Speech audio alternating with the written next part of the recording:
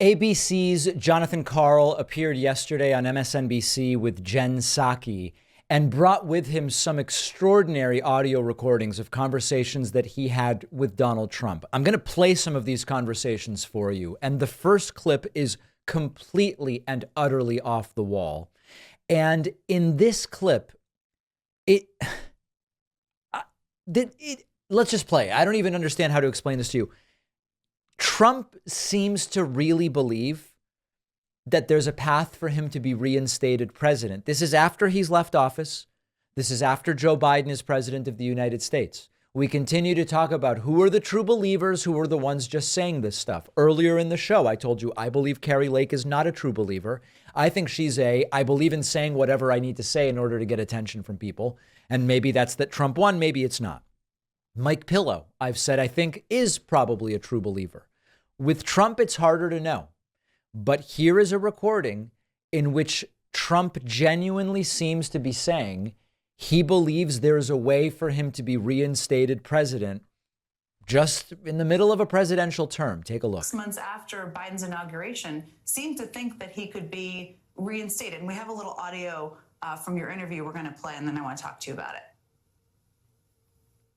By the way, when you had a release recently, you said 2024 or before. What do you mean by that? You don't really think there's a way you would get reinstated before the next election, do you? I'm not going to explain it to you, Jonathan, because you wouldn't either understand it or write it. I mean, this is incredible, and this is one of the things for all the things that you saw over the course of the Trump presidency. This one really stood out to me for the post-presidency.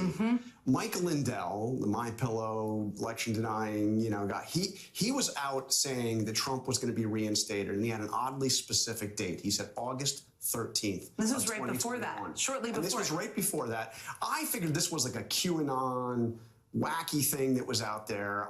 But I saw this press release that he had put out, and it wasn't a press release about it. It was about something else. And then it was actually criticizing NBC. But the last lines of it were 2024 or before. And that's why I asked if he, and you can see he's like, I'm not going to explain it to you. So he's not denying it. But what I found is he was actively pursuing this. He was talking about it with everybody who would listen privately. And he seemed to truly believe that there was going to be a series of steps that would happen in these states that he lost, and that Donald Trump was going to be able to go back into the White House. Joe Biden was going to be evicted. And that there's a story. I mean, it's not, by the way, just 6 months. Because what I learned is that interview was about 6 months later. Yes. But it kept on going on into last year, into 2022. He actually went to Mo Brooks, who he had endorsed running for Senate in Alabama. Who's quite conservative. I think people should Mo Brooks, I mean, let's put it this way. He wore body armor to the.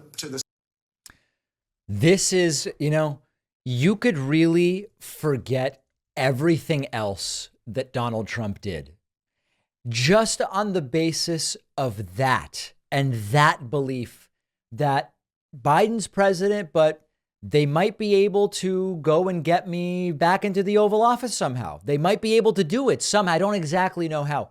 Just that alone is arguably disqualifying for Trump from the presidency. And as we all, I think, understand, if you do remove a sitting president, they don't bring back the last guy. There's a line of succession, and that's missing from so many of these discussions about how this actually works. Here's the full story about Mo Brooks and what Trump had cooked up with Congressman Mo Brooks. Kept on going on into last year, into 2022. He actually went to Mo Brooks, who he had endorsed running for Senate in Alabama. Who's quite conservative.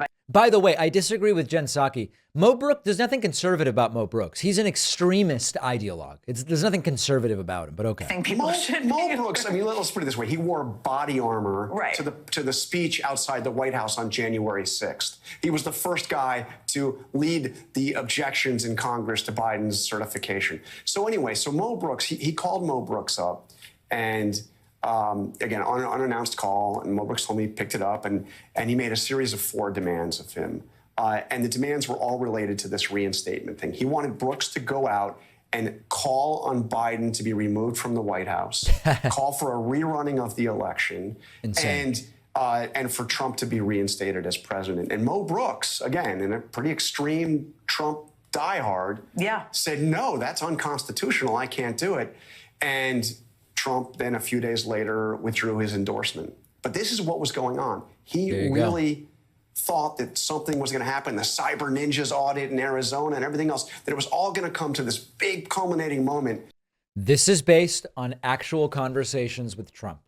And it seems to answer the question, did Trump actually... So there are two different but related questions.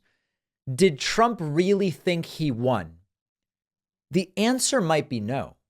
Trump seemed to believe that there was a way to get reinstated. Whether he really believed that he won or not, we have to understand that although these are related questions, they are separate questions.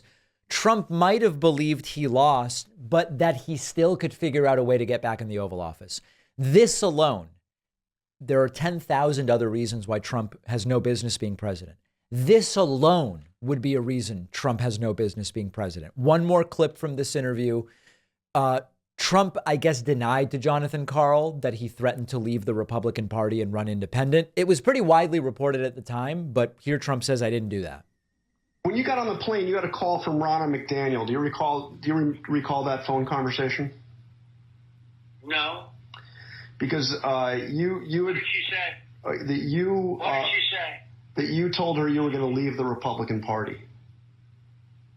Hey, this is the sickest thing I've ever heard. I never said any such thing. You mean I was going to form another party or something? Yes. Oh, that's bull. Okay, never happened. Now, as you heard, Trump denied pretty vehemently there that he has ever said anything like that. The RNC actually tried to deny it too, until Karl reminded them that his source had confirmed the story in a recorded interview. It's very awkward. It shows you just how uncomfortable Donald Trump's relationship with the party's establishment has been. Also, it's interesting that Trump would deny something that was already confirmed on the record by other people. So the level of depravity here, higher than we thought, certainly higher than we thought. The implications for 2024, it's no different. We got to make sure this guy doesn't get anywhere near the Oval Office again. But extraordinary audio from Jonathan Karl. And listen, this is why people record things, so that later when they are denied, you go, well, here I have the recording and here's what you said. Think of your most personal emails. If you're using a free email provider, you should know that they're scanning every email you send and receive, even after you delete it. They're usually using the data to build a picture of your life to show you ads, which many find creepy. Our sponsor, StartMail, never scans or tracks your emails. Privacy is what comes first. And unlike other email services, when you delete an email in StartMail, it is gone forever. It also protects your data by blocking tracking pixels in emails, which companies and hackers can use to track you.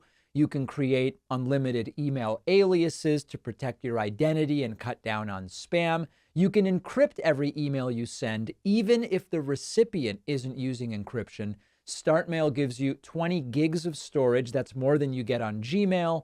And it only takes a few clicks to migrate all of your emails and contacts over to StartMail. Go to startmail.com/Pacman to get 50% off your first year. That's only about $2 a month. The link is down below.